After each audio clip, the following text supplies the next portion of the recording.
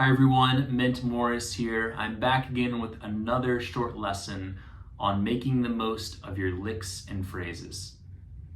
In this lesson, we'll learn how to repurpose a common rockabilly chord shape. From this chord shape, we'll derive some great swing lines.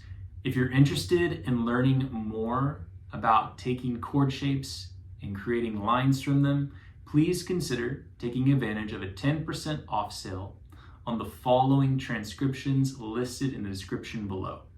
You can use the code in all caps, chord shape, at checkout for 10% off. We'll be working out of a D7-9 chord. If you're a rockabilly guitarist or a jump blues guitarist, I'm sure you've played this chord. It's between the 7th and 10th frets on the guitar here. We're working out of the larger chord structure of a G shape, and we're coming down to the 4th string and playing a C, that's the flat 7 of D, and E, that is the 9, the F sharp, that is the 3rd, and the D, that is the 1. So we have this great D9 chord here, and we can do several things with it. To start off, we can take our pinky off and turn it into a D9 with a 13. So this is by barring the first finger across the 7th fret, where we have the F sharp and the B on the 1st string. We can also add back our pinky and lower our middle finger to a D7 flat 9. And if you want to be very adventuresome, you can take off your pinky and do the D7 flat 9 with the 13. So that there's some common moves within this chord shape to get tension or to have some added color. Another common move within the chord shape is to take our 2nd string and move it from the 3rd, the F sharp, up to the A while maintaining the other notes. So we have an inner chordal movement. We'll be playing F sharp, G, G sharp, and A. Okay? One more time. The first finger moves up. Everything else is staying the same. And then when I make the next move, I'm flipping my fingers around. So my 2nd finger is on the C, 1st finger is on the E, 3rd finger is on the A. So I have those basic moves. So within this, I'm going to just play the arpeggio of the chord and target some of these color tones. I'm going to start on my C and play C, E, F sharp, and then I can play up to B and then D.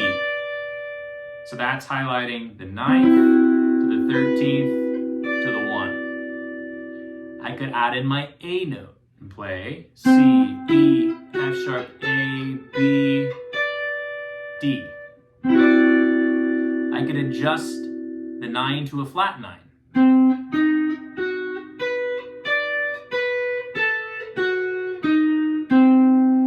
I could add in my chromatic connecting of 3 to 5.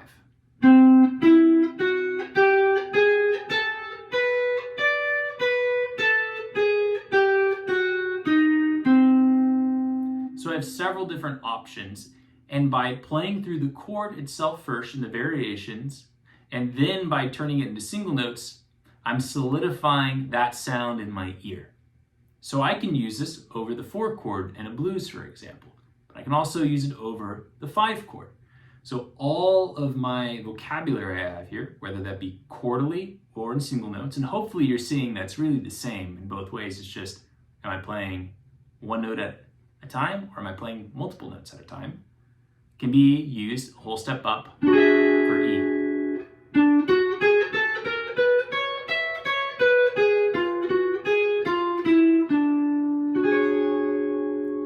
So let's take some of these ideas of maybe simply playing up the arpeggio and down and then resolving into the blues if we're going from a 4 to a 1, so that'd be to an A chord, and then from a 5 to a 1, so E to A. Here's how that might sound.